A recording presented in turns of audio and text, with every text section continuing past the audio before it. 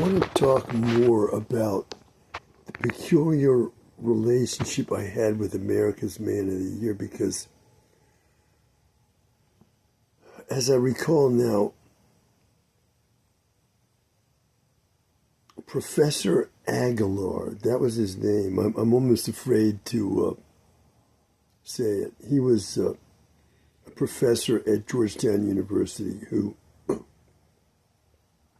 often appeared on national news as an authority on Cuba.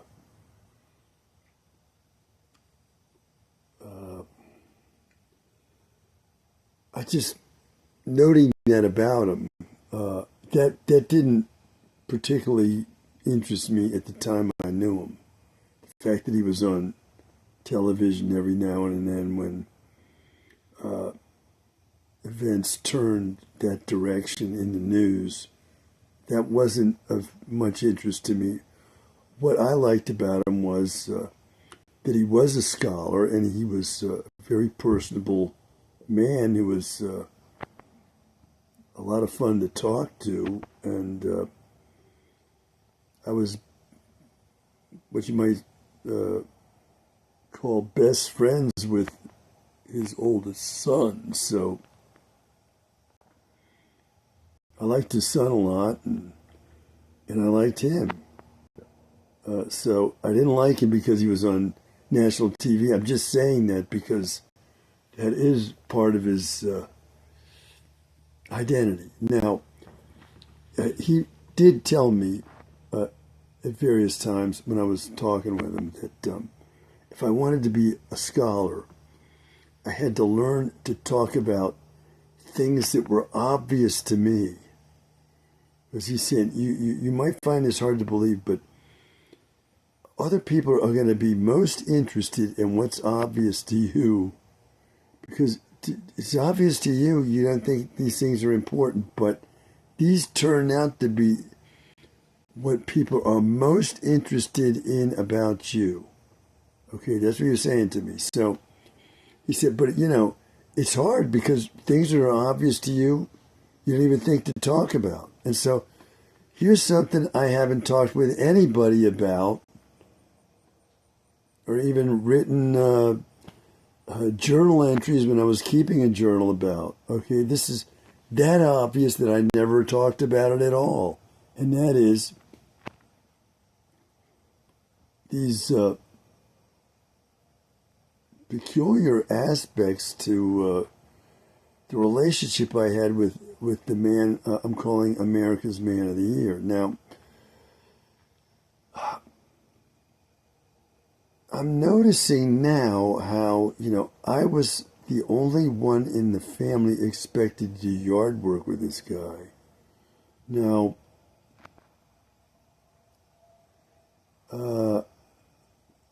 he did his own yard work, okay?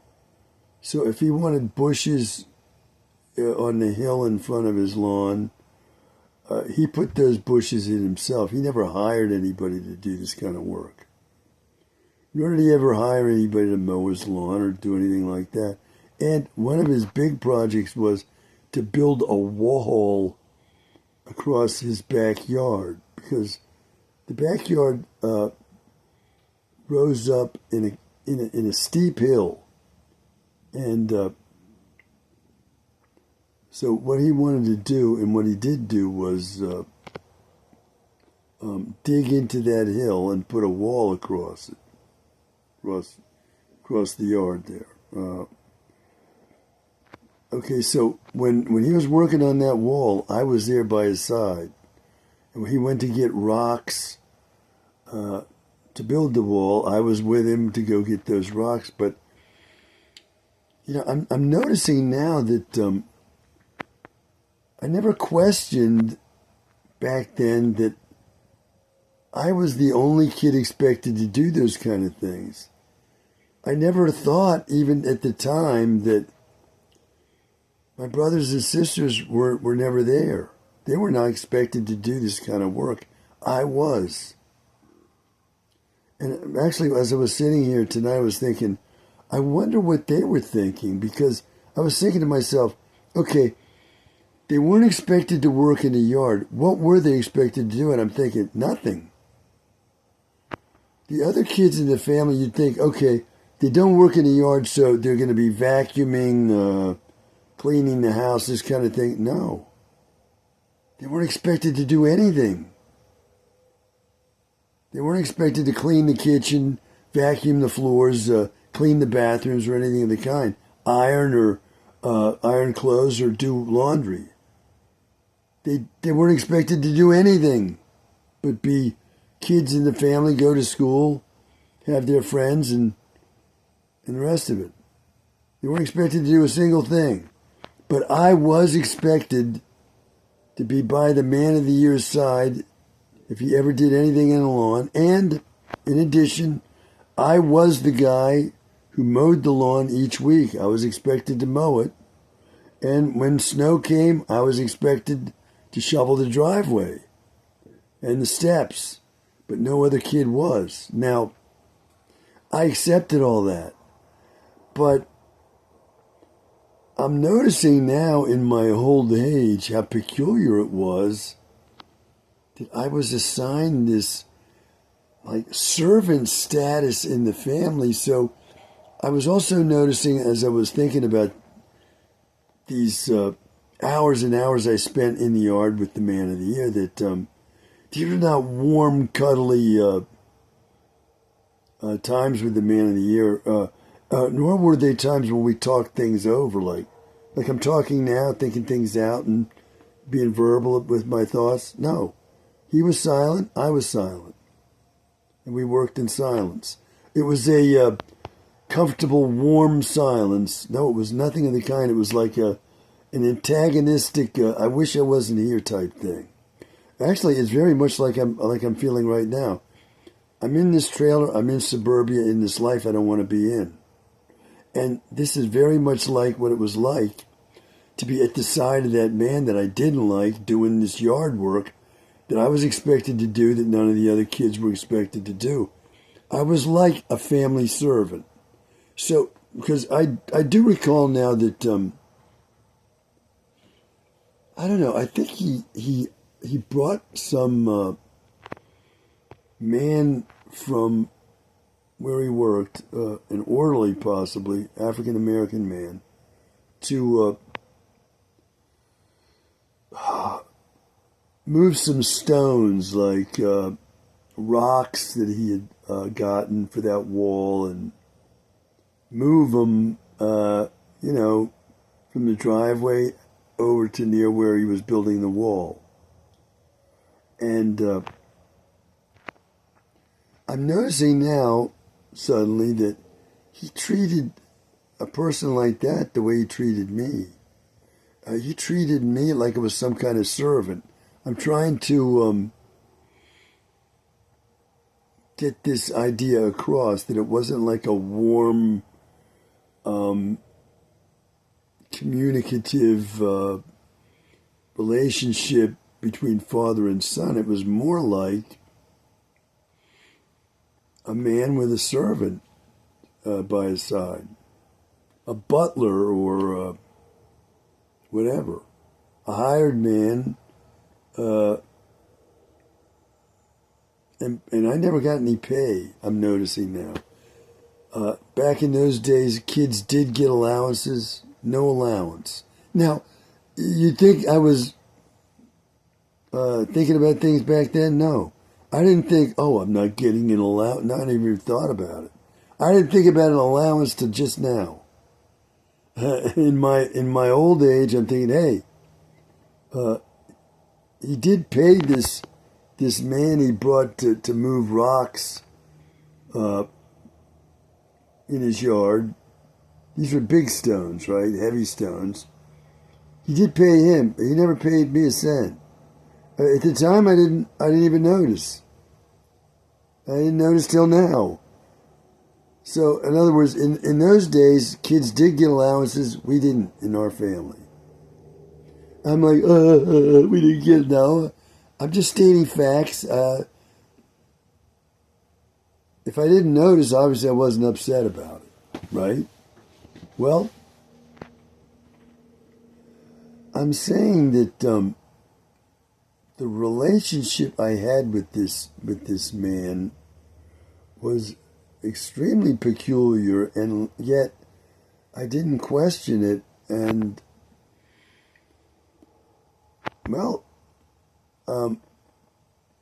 why? Why didn't I question it? I think the reason is that I was an illegitimate child. I had to have been. And on some level of my consciousness, I was aware of that. So realizing that I was illegitimate, I was not this man's son, and I was in his house, I must have felt unconsciously that I owed this service to the guy because I wasn't his son. I wasn't a true child of his like the other kids. And so this was something that I had to do, being in the peculiar relationship I was with him. I'm saying that now for the first time in my life, trying to explain why I accepted all this. Okay, like I didn't become a rebellious son, got in trouble at school and all, in trouble with other kids. I didn't do all that probably because I was realizing that I guess he had some sense of justification for treating me the way he did. I was not his son. And I was in his house and so on. So this is kind of, my hackles are raising as I'm talking about all this. Meaning, I'm getting angrier the more I'm thinking about it because of the injustice done to me now. This has been injustice I've lived with all the way up to this present time in my life. Because this man is still regarded throughout the family. I'm now cut off completely from my family by choice and by their choice and mine. They want to look at me as some kind of a diseased creature who's crazy.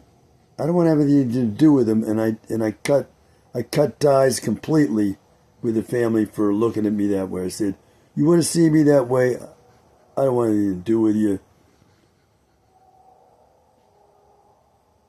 I'm going to separate myself from you forever." Okay? You think of me that way, I don't want anything to do with you. I think I've repeated that 3 or 4 times. So I completely cut ties with my family. Yet all family whatsoever. Because they were all in agreement. Oh, this son went crazy. Well, I did not go crazy. And what I just said. I said, now I'm slipping into what I call emotional blackout at my anger at the injustice I've faced in this life. And it's real injustice. And it's very, very hurtful to me to think about in my old age, because I'm saying to myself, why is it that I had to have this kind of a life, to live under such abusive circumstances and accept them? I just don't get it. As I'm getting older and older here, I'm saying the injustice is getting harder and harder to accept. At the same time, I'm figuring it all out. So I'm appreciative that I'm able to figure things out now. But I gotta say, what I'm figuring out is very, very hard to have in my understanding of who I am and what kind of life I've been in. It's at times it's an extremely heavy weight on me to come to the realizations I'm coming to now. At the same time, I do appreciate that I'm able to come to these realizations. So I'm saying that this was an obvious part of my life that I have never talked about with anyone. not even with myself. I haven't been, I haven't brought these peculiar aspects to my life, to my own consciousness till like tonight. The first time ever I'm saying, hey, what about the other kids? If they weren't expected to spend all this time working in the yard, they must have had some other responsibilities. And I say, no, they didn't. So later, when this tyrannical, abusive liar of a father is going to be complaining about me,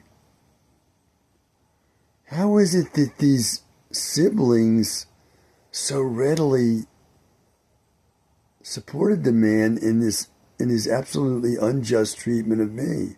Well, once again, the reason is they must have known that I was illegitimate. I was not a real sibling. I was like a half sibling. I was in the house, and for that reason, read literature. How are bastards regarded?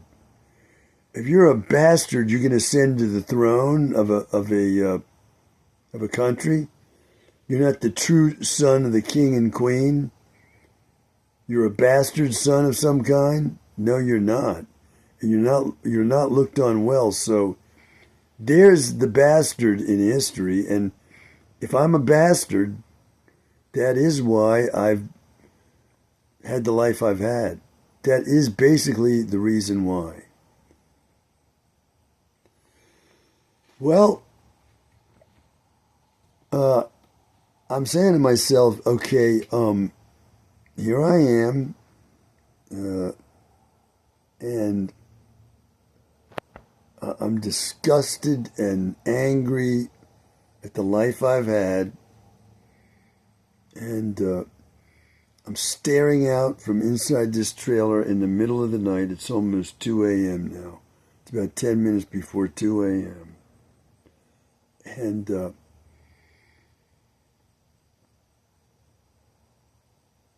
what am I thinking about? I'm thinking about escaping the United States of America the way I used to feel I wanted to escape the life I was in as a kid.